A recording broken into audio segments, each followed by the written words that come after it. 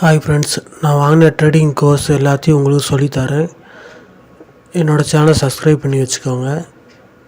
இந்த கோர்ஸ் நான் இப்போ இன்றைக்கி சொல்லித்தர போகிற கோர்ஸு 5000க்கு வாங்கியிருந்தேன். அதை உங்களுக்கு இன்றைக்கி சொல்லித்தரேன். ஓகே, வாங்க ஸ்ட்ராட்டஜிக்குள்ளே போகலாம். ஸ்ட்ராட்டஜி என்னென்னா, ஏடிஎம் பிஇசி ரெண்டையும் செல் பண்ணணும்.